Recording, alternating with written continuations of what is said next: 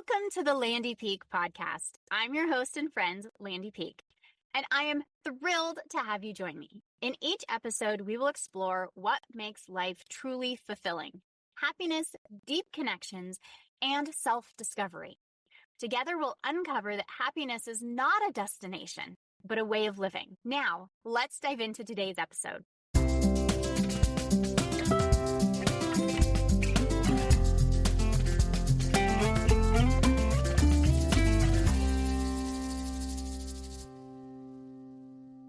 You know those little phrases we say right before we share something that matters? This probably isn't very good, but I didn't really have time to prepare, so we think we're being humble, but really, we're quietly shrinking ourselves. I'm Landy Peak, and welcome to the Landy Peak. Today's conversation is for the woman who has so much inside of her to say, to write, to build, to paint, to launch, and who has learned to wrap it all in a disclaimer so it feels a little more palatable and a little safer. I'm sitting down with writer, creative coach, and founder of Creative Groove, Jen Jones Donatelli, to talk about what happens when we stop apologizing for our creativity and start actually claiming it. Jen has spent years leading people through the artist's way, coaching them as they write books, start businesses, and reimagine their lives. She's also created something I instantly fell in love with, the no disclaimer zone, a simple, powerful practice that helps you notice when you're about to discredit yourself and choose a different way of showing up. In this conversation, we explore why disclaimers feel polite but actually chip away your confidence, how your inner critic and your nervous system team up to keep you small, simple sensory tools to come back into safety before you reframe a thought, the difference between creating for love and creating for money and why it matters, and how to step into a new identity, writer, artist, business owner, without waiting for external permission. My hope is that as you listen, you start to notice the places you soften your brilliance, laugh off your talent, or pre-shame your own work, and that you feel your body exhale at the idea that you don't have to do that anymore. So take a breath. You don't have to earn your way into the room today. Welcome to your very own no disclaimer zone. I am so thrilled for today's guest. I have Jen Jones Donatelli here with us. Jen, can you give us a little bit about you so the listeners can get to know you? Yeah, sure. So I live in Cleveland, Ohio, Midwesterner. I'm a mom of almost 10-year-old twins. Yeah. And I'm the founder of Creative Groove, which is a small business that offers, coaching programs, courses, community experiences all around creative living. And I absolutely love what I do. I've been doing it for a long time in different forms. And I can't wait to talk to you today. Oh my gosh, I'm so excited.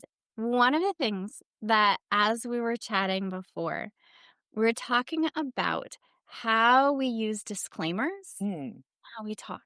And as you said it, it was like the light bulb going off in my head of how many times we do use disclaimers and we don't even realize it, but we're discrediting ourselves in the way that we're talking about ourselves.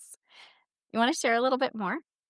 Yeah, so I've been teaching workshops and coaching programs for many years now. And I support people in reaching their creative goals. So that can look a lot of different ways. That could be writing a book. It could be, growing a business. It could be just daring to imagine what a more creative life might look like. But those are all really vulnerable endeavors. And so, I've been teaching the artist's way now. I don't know if you're familiar with that. Are you? Okay. Yeah. Okay, great. So I've been teaching the artist's way now for about 8 years.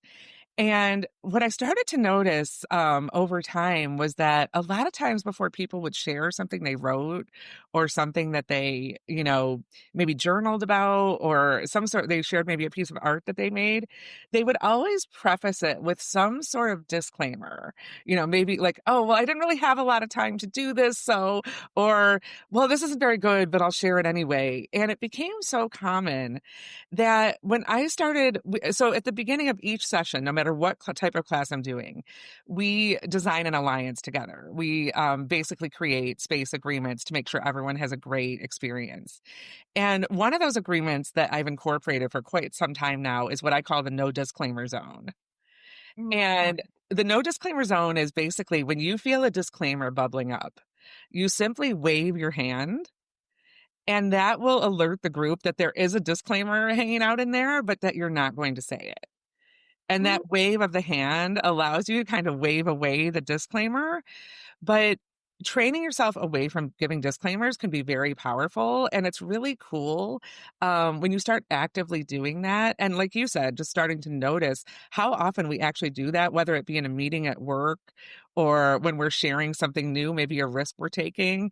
We often try to soften it with a disclaimer, and it could be so much more powerful when we stop doing that.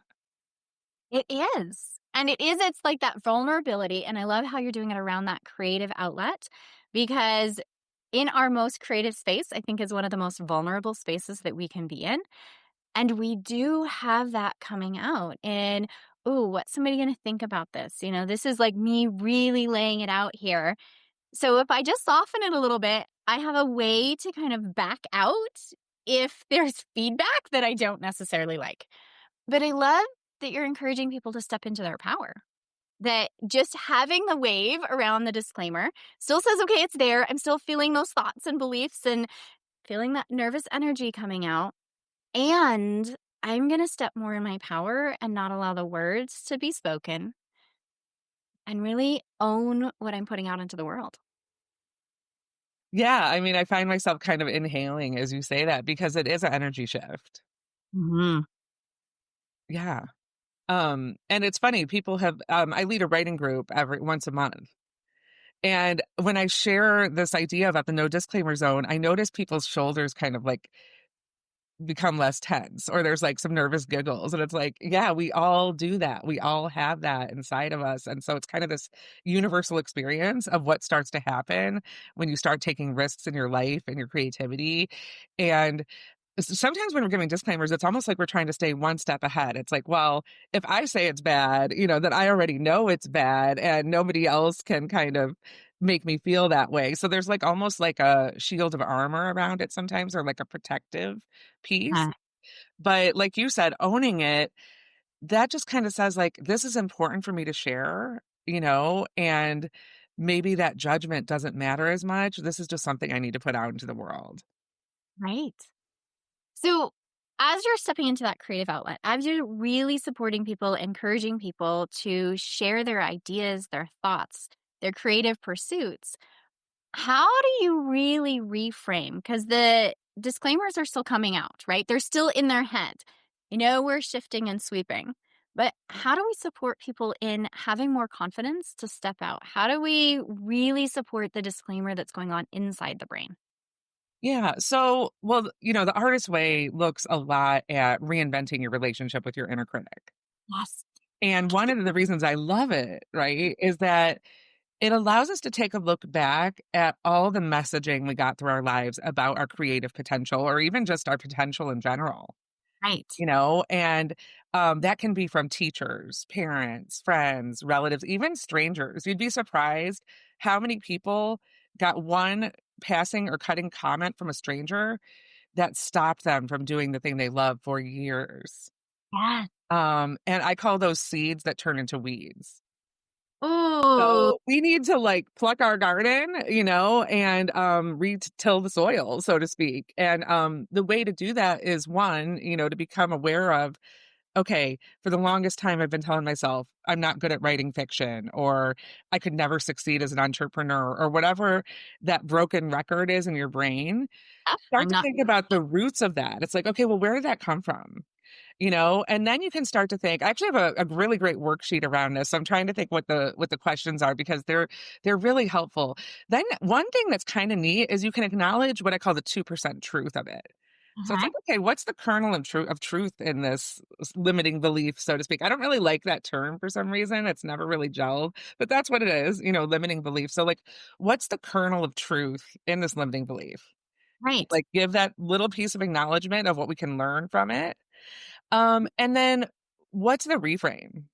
How Right. can we kind of like flip the script, maybe make some sort of affirmation out of it, or find a new way to kind of balance that energy? I'm trained in something called positive intelligence. Uh-huh. And one of the things it does is it looks at our saboteurs. So all of us have an inner critic, but the voice of the inner critic is informed by these saboteurs. So those can have different voices and personalities, depending on our background and all those experiences that we've been through in life. But one of the ways you can move through those saboteur voices using positive intelligence is you can do something called a PQ rep. Okay. So let's say that voice comes up. Like, let's say you sit down at your computer, right? And you're ready to maybe like try writing a chapter of your nonfiction book. And Mhm. you are just blank. You're like, oh, like, I'm just not good at this. Like, I'm never going to become a fiction writer. So when you catch that kind of broken record moment coming up, what you want to do is you want to just pause and Mhm. reflect. And then you want to do some sort of sensory check in with yourself. So it's a very simple, quick 10-second check in. It doesn't have to be this big, long meditation or anything like that. It can be rubbing your fingertips together, and noticing the textures of, the ridges of your fingertips. Or it could be kind of grounding your feet down into the ground just for 10 seconds. Or even listening for sounds near and then listening for sounds far. And Yes. after you do that, kind of like press the reset button, then what you can do is you can share that affirmation or that kind of reframing statement to neutralize the energy. So you've Mhm. moved from kind of negative into positive energy. And if you do that each time your inner critic comes up, you'll find that you're kind of retraining your brain away from that negative language. Those are some ways I think that if you have a very active inner critic, Uh-huh. and start to actively coexist with it and just really retrain your brain because I personally don't like when people say tame your inner critic or silence your inner critic because honestly that's just not realistic. So it's like Yes. how can we reinvent our relationship and coexist with it so that it doesn't stop us from doing the things we want to do in our life? Oh my gosh, there's so much in there. And I love your language. Thank Talking you. about saboteurs.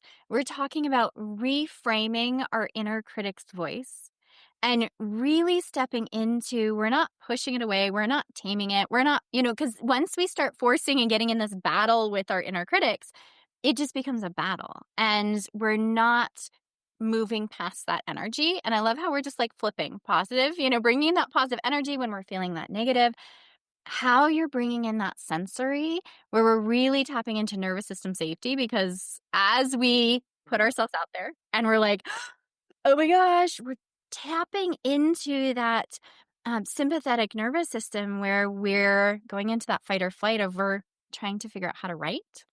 And that simple sensory, let's feel your fingers, let's push your feet into the floor, shifts us into that parasympathetic of like, I'm safe here. I'm okay here. And then reframe. And that's such a powerful step I think so many people miss because we're here and like, I'm stuck. I'm feeling a thought. Well, I'm going to try to override and push on that thought and bring in something positive. But we're just still in that very fight or flight type mentality. And that simple tool of like, okay, I'm safe right here. I can feel my fingers and then I'm reframing. It's just such a beautiful sequence that makes so much sense brain wise and system wise for our bodies. And I haven't heard anybody really frame it in that way. And I love it so much. Share one thing that you just brought up. Absolutely. Yeah, because I think often when we hear words like positive, sometimes like some of us might think like, okay, that's toxic positivity. Like I don't actually believe that thing, right? Yes. And so what I want to offer is because I understand that, it's really hard to move away from the inner critic. But what you're doing is you're just giving your brain an alternate truth to recognize because Absolutely. like the I'm not good at fiction. I keep using that as my example, but we'll roll with it, right? So like I'm not good at fiction, like that becomes your truth over time when you repeat it again and again. So if you give this kind of counterpoint, it just kind of neutralizes that energy to give your brain something different to consider. Maybe you're not going to believe it right away, but the Mhm. practice of kind of moving away from just default, negative or harmful statements will Yes. help you start to maybe believe differently. Absolutely. With a lot of my clients, I use the visual of a pendulum. where we have that whatever thoughts that came up or feeling that often what we quote unquote negative, right? Something that we're not loving, but giving ourselves another option. And, where that kind of more positive, supportive thought comes in, and just letting your brain ping pong between the two. As we go, okay, here's the negative thought. I am not good at writing. And having something more supportive come in, I am creative. Doesn't have to be like huge. I'm not good at writing. Can my brain just entertain the idea of I'm creative? And then I can go back over, I'm not good at writing. And then I can ping pong back to, but I'm creative. And just like a pendulum with gravity, it bounces back and forth and eventually settles towards the middle.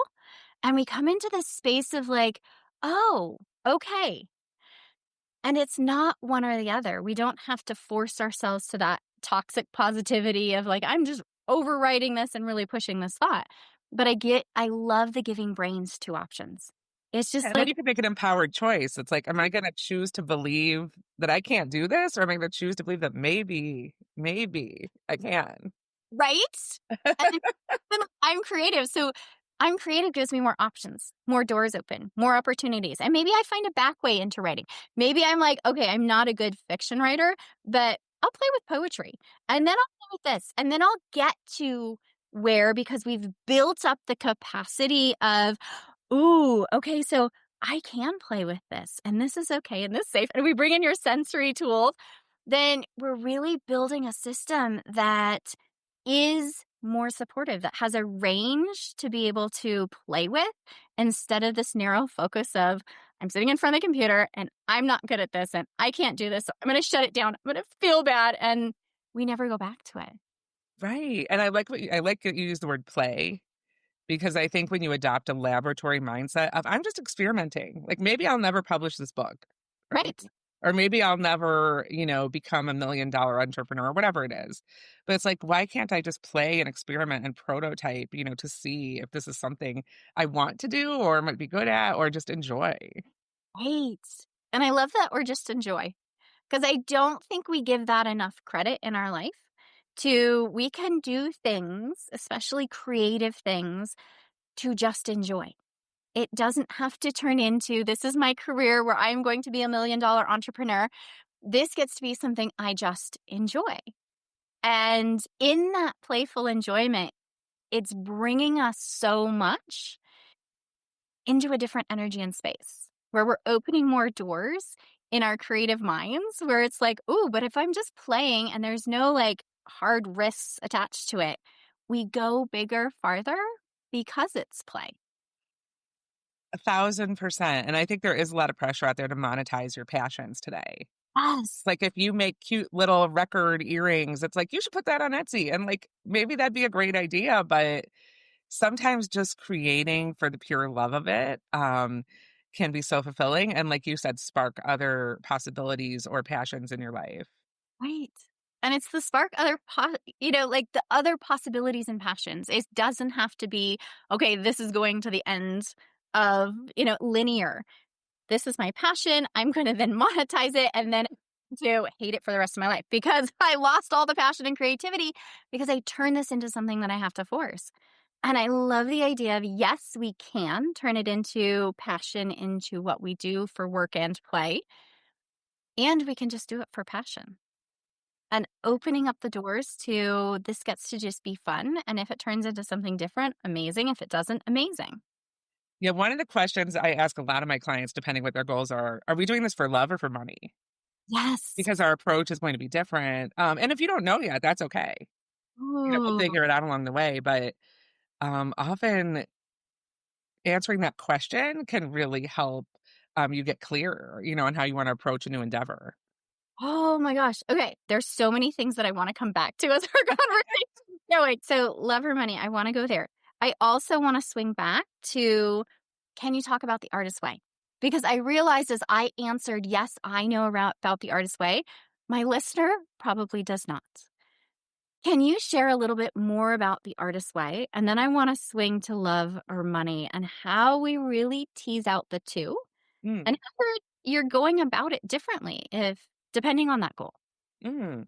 Yeah. So, okay. So the artist way. I could go on and on about this, but I will keep it succinct. And then if you have any other questions, I'd love to like do a deeper dive. But long story short, I lived in LA for about 16 years. And one of my very first jobs out there, I'm going to age myself here, but I worked on the movie Daredevil in 2002 with Ben Affleck. It was a Marvel movie. It was a crazy, awesome experience. But my team, I was like the lowest person on the totem pole. My team gave me a gift at the end, and it was a copy of The Artist's Way and the corresponding journal. And I was fresh off the boat from Ohio, like never heard of The Artist's Way in my life. So I promptly put it on my bookshelf and kind of forgot about it. Huh? And then about 6 years later, I saw a flyer that there was going to be a 12-week workshop at a bookstore called the Bodhi Tree on Melrose Avenue. And I always love, I'm a joiner. I was like, oh, that's cool. I have that book. Like, that sounds really neat. And so I signed up. And honestly, it opened a door to a whole new world for me. I've always had a very harsh inner critic, and I've always been highly creative. And so those two things are a big focus of the book. So I guess I should share what the book is as I tell this story. So the book was written in 1992 by Julia Cameron, who is kind of considered one of the godmothers of creativity at this point. It's actually one of the best-selling books of all time. I have a Google alert on it, and I still get alerts that it's on the bestseller list, which is kind of nuts. I like to call it a timeless tome around reconnecting with your creativity. And like I mentioned earlier, it's really about just pausing to notice like what you believe about your creative potential, and then maybe dare to think differently. If you're creatively blocked, and the book provides all kinds of great tools to do that. And it's really about creative life design. So if you've lost touch with your hobbies, or you don't even know what your passions are anymore, or you just maybe you're retiring or you're in some sort of transition and you want to create a vision for your life, I find that it's a really great book for people in transition, people who are just stuck or in some sort of rut, and people who just want a unique experience around self discovery. It's kind of a shapeshifter. There's all kinds of different outcomes around it. So after that initial Bodhi Tree 12-week experience, I ended up doing it several times with the same instructor. And it kind of saw me through different parts of my life. Like I was doing it when I was becoming fully self employed. I was doing it when I was going through fertility treatments. I was doing it at different stages of my life where it was really not just a creative companion, but a lifeline, I would say.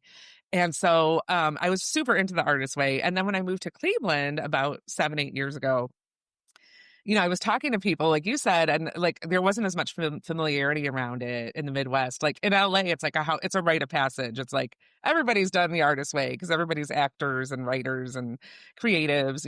But here, I mean, there was a fair amount of familiarity, but there's a lot of people I talked to, and they're like, "What's that?" Or "Ooh, I'm curious." And so at that point, I had been a trained coach for many years, and I was like, I'm going to design my own coaching curriculum around this. And so I kind of designed a course around the Artist's Way that I've been offering for about 8 years now. And I do it twice a year, and it is incredibly fulfilling work. And I encourage anyone, whether you do it in kind of like a group like mine that's more structured, or you just do it on your own, it can be a really worthwhile endeavor if you're just looking to kind of dare to dream or dare to imagine like what a more colorful life could look like. Right. It's incredible. It came to me in perimenopause as I'm like, okay, I no longer have hobbies and a life. It's like work and kids and burnout and then shifting. And this podcast was born from that. Like, I want to do something creative and fun Oh, and wow. fulfilling from me, just for me. I didn't have any intention of really it going anywhere. It was really just like as we swing back in, and it's so perfect in when we're stepping into something creative and looking at, is our intention love or is our intention money? Yeah, Talk. and as you're talking, like I'm realizing Julia Cameron herself is a great example of what can happen when you just do something out of pure passion, because she kind of started very grassroots. She was just offering creative workshops in Greenwich Village, and people said, you should be writing this stuff down. So she started writing it down. And then she started kind of mailing out pamphlets to people. Like it was the book in micro form. And it was like very, very grassroots, like kind of just following her flow, but didn't really know what it would become. And she self published in the beginning. Isn't that crazy? Yeah, and I mean, now it's like I said before, it's, sold bazillions of copies and has been around for 33 years and still bestseller list, so I think she didn't know where she was going with that. She didn't she Mhm. was sounds like she was mostly doing it for love at that point, love Right. of her students and participants and herself. So yeah, sometimes you just have to believe, and then you can be amazed by what comes after that. Right. And that's so huge. So as you're sitting down with somebody and you're saying, okay, we're going to work on this creative pursuit. We're going to work on, say, writing a book. And you're going, is it for love or money? And you talked about there's two different avenues that you're going to go depending on kind of where that goal is. What are those two different avenues? How are we addressing things differently if it's love or money? What is that different way? What is your thought process behind that? Because I know for me, when I do it love, there's a lot more like passion and exploratory in play. And when I'm like, I'm doing this for money, I can literally feel the creativity shut down and be like, ugh. And things that go well in my life are usually something that was for love and passion and then just expanded. And the things that I'm like, oh, I'm doing this for money tend to fizzle more for me. Yeah, and I think when we have a goal, sometimes we're fast forwarding in our head to our like the biggest and best outcome. So if we're writing a book, it's like, okay, I'm gonna get like this major publisher, I'm gonna have a bestseller, and then maybe I'm gonna have to start a podcast, and then I'm gonna have to do, and we kind of do like this if then thing where it becomes Yes. larger than life, Yeah. or like even with a business, it's like, okay, I'm looking around Instagram, I'm seeing all these people, making Boku bucks, and I'm gonna be one of those people, but that means I have to get a really expensive website, do all these, and we kind of start checking off all these boxes that kind of just overcomplicate things. And so it's like doing that check in with yourself in the beginning is like, am I doing this just for the love of it or for the money? And it's like, I think either way, you don't have to necessarily do that whole fast forwarding thing and do the whole kitchen sink in the beginning. You can kind of take that laboratory mindset and just play a little bit. One of the other resources I really like is called Designing Your Life. It's a book. It's written by two Stanford professors, and it's based on a very popular course there that's all about using design thinking in your life. Uh-huh. But it's a tool you can use when you're thinking about maybe making a big life leap, like starting a business, changing cities, insert whatever it might be here. But one of the things that they like is they encourage you to do something called prototyping.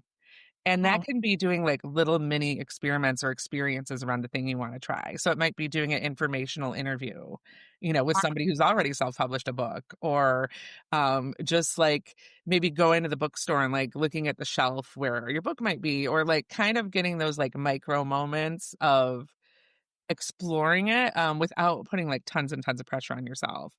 And so I realize I'm getting a little bit off the for love or money thing, but I think it really comes back to pressure. It's like we Yeah. put so much pressure on ourselves, especially when we're planning to monetize something or hoping to monetize something. And so it's like in the beginning, let yourself have that moment where maybe you are doing it for the love of it, where you just get to experience it and see if it might be for you.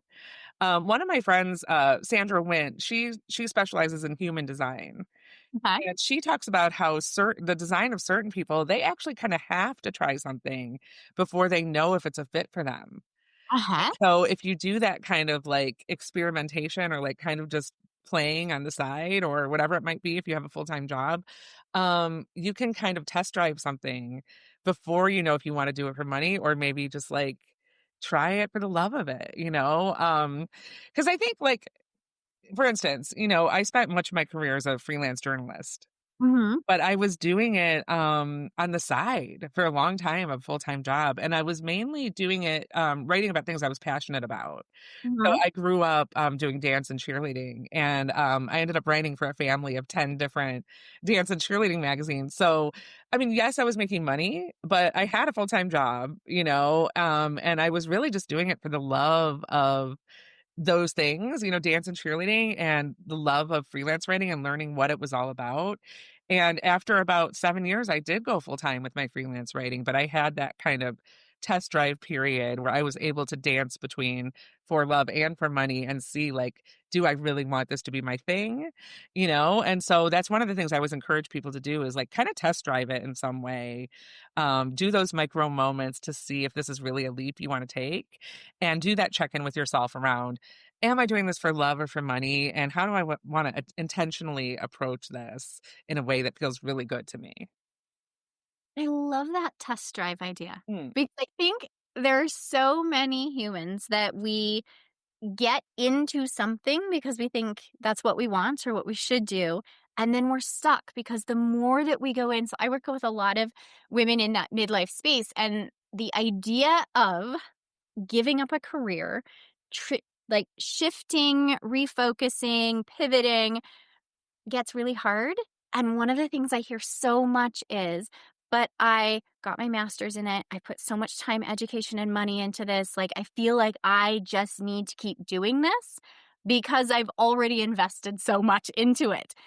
And if we had test drove and played with it more, we might have found out a little earlier that this isn't my love and passion. mm.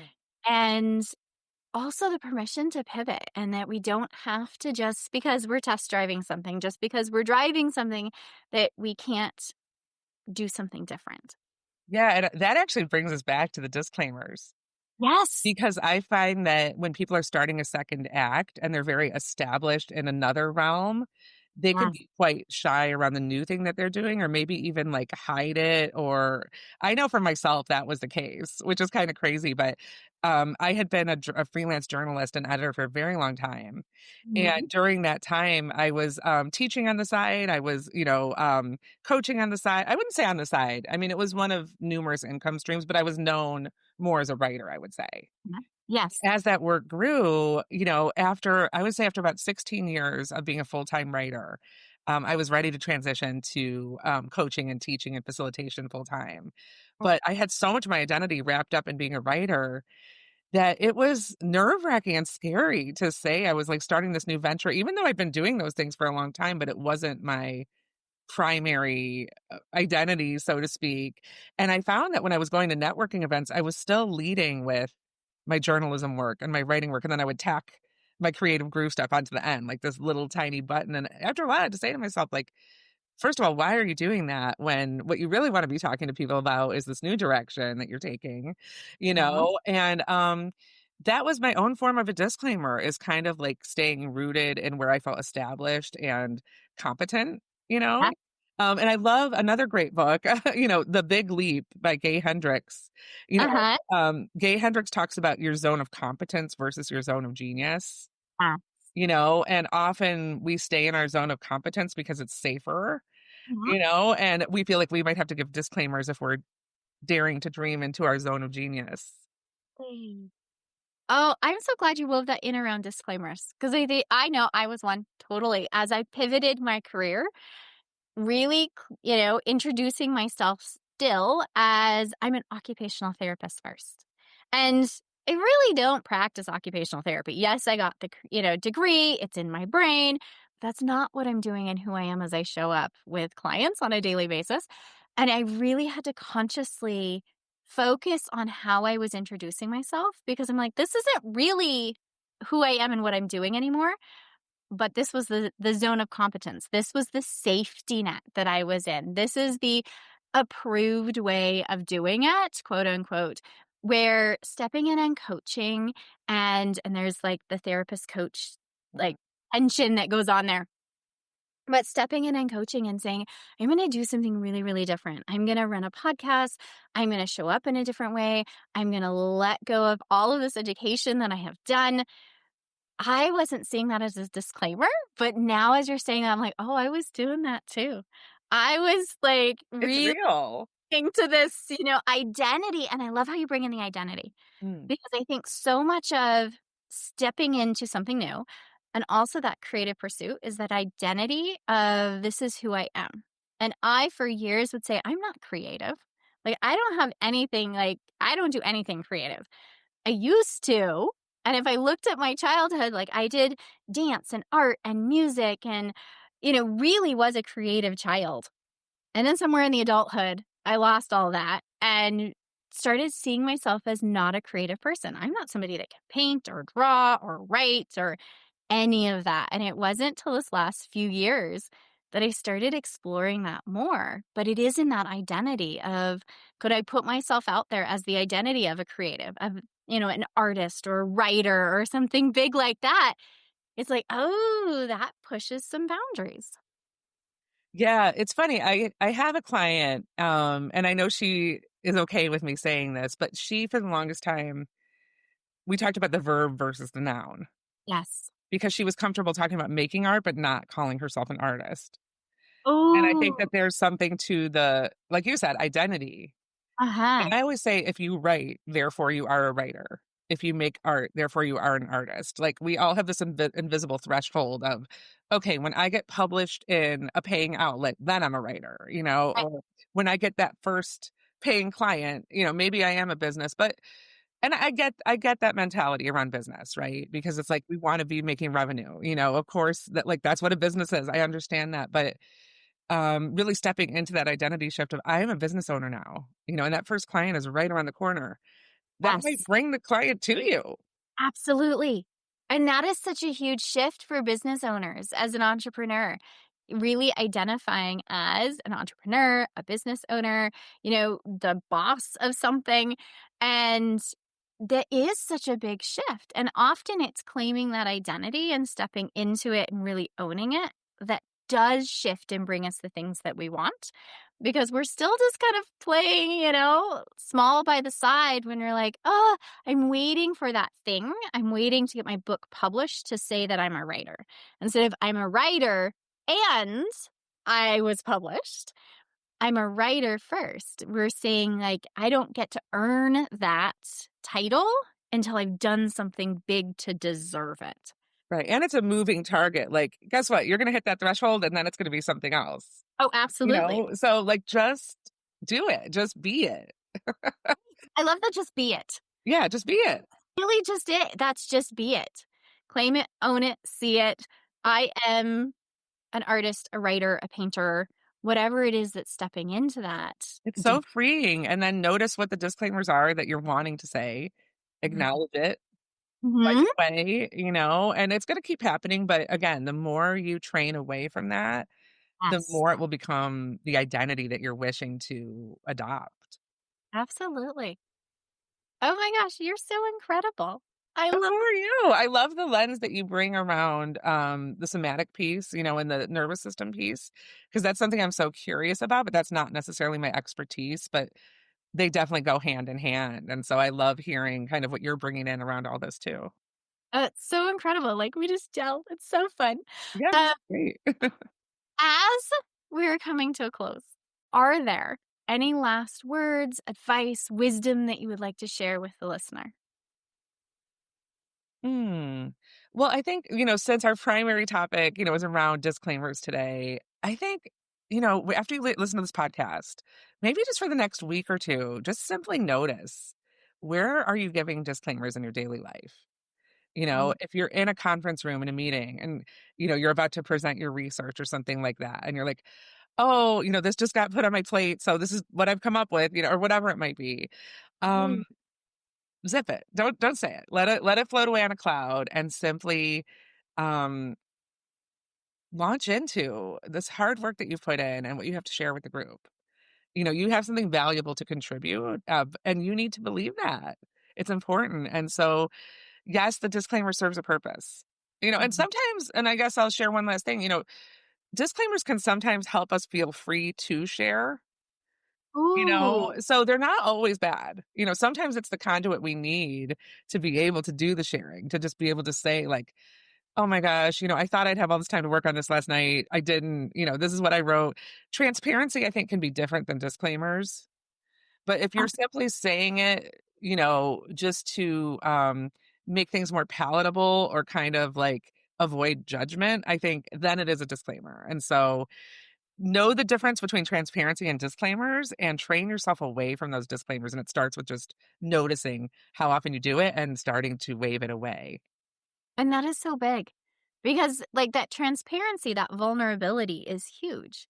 in connecting human to human and really stepping up, owning where you are in life, and really hearing that difference of I truly had a kid sick all night and I am exhausted and I am just trying to hang on. And here's what I have, but I am showing up in the world, which is amazing. And having worked really, really hard on something and then putting it forth with, oh, I just didn't have much time to do it. Whatever disclaimer that you're putting in there, there is a different energy that you're putting forth. There's a different energy of I am vulnerable and I'm still putting myself out there.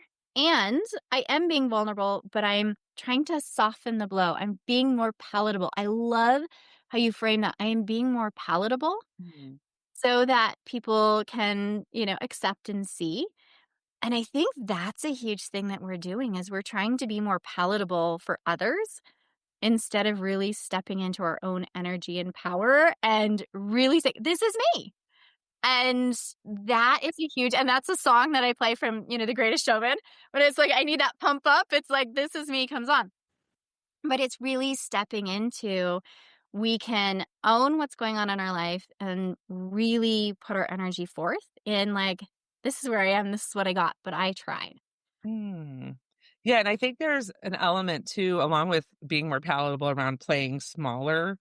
I Yes. have a colleague, and I always forget how to pronounce her last name. It's either Brittany Niche or Nish. So Uh-huh. forgive me for not knowing how to spell or pronounce her last name.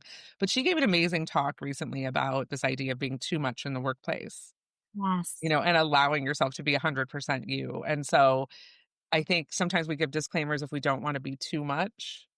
Huh? And so again, it's like, what's your thing that's making you give the disclaimer, and how do we move through that so that we're not disclaiming away all the amazing things we have to offer?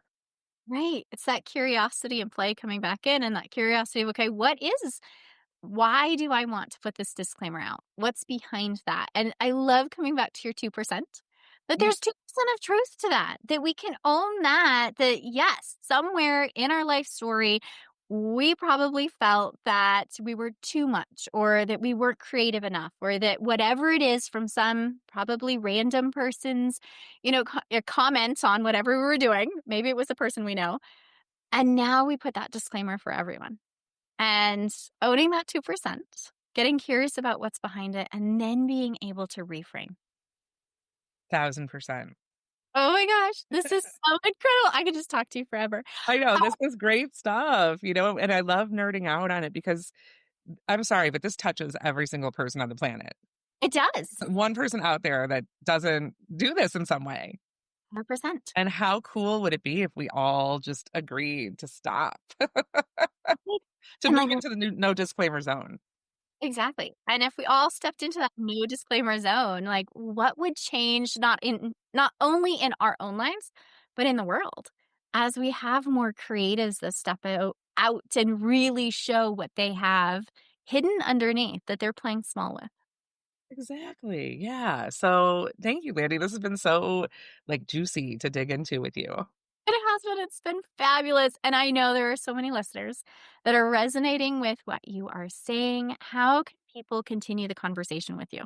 Yeah. So I would love to connect with people on LinkedIn and or Instagram. My Instagram handle is Your Creative Groove. I'll be totally honest and say I'm not super, super active on social media. I love real life connection, but I'm trying to be better.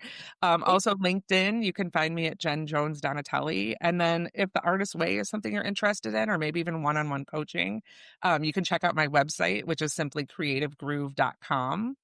And you can email me, Jen, at creativegroove.com. I would love to hear from you, maybe what resonated with you around this topic, and how you're going to train yourself away from those disclaimers. Oh my gosh, I love it. And I will have everything down in the show notes. So it's an Awesome. easy click to be able to reach you. Jen, thank you so much for this conversation. I invite you to take just a second and think about the last time you gave a disclaimer. Maybe it was in a meeting. Maybe it was before you shared a piece of writing, a creative idea, or even how tired you really are. What would have felt different in your body if you had simply said the thing? No softening, no pre shame, just you. That's the invitation I'm carrying forward from this conversation with Jen. to notice the urge to apologize, to feel the flutter in your nervous system, and then to come back into your body. Rub your fingers together, feel your feet on the floor, and choose a new sentence. Not, I'm not very good at this, but I'm creative, I'm learning, I'm allowed to be here. Imagine what would shift in your life, your work, your relationships if you stopped making yourself palatable and started standing in your full creative power. I get how scary that feels. That's not just mindset work, that's nervous system work, identity work. That's our soul work. If this episode landed for you, I'd love to hear what your biggest takeaway was, especially what disclaimers you're ready to wave away. I invite you to connect with Jen at creativegroove.com on Instagram, LinkedIn. All of her links are in the show notes. And if you know another woman who's sitting on a book, a business, or a buried creative dream, please share this episode with her. The more of us who step into a no disclaimer zone, the more creative, honest, and alive this world becomes. I invite you to give yourself a big hug from me. Notice those disclaimers when they bubble up and stay wildly, tenderly curious and unapologetic. This is Landy Peak, and I will talk to you on the next episode. Hey, before you go, just a little bit of legal. This podcast is designed for educational purposes only. It is not to replace any expert advice from your doctors, therapists, coaches, or any other professional that you would work with. It's just a chat with a friend, me, where we get curious about ideas, thoughts, and things that are going on in our lives. And as we're talking about friends, if you know someone who would benefit from the conversation today, please share. Because I think the more that we open up these conversations, the more benefit we all get. So until next time, give yourself a big hug from me and stay curious, because that's the fun in this world.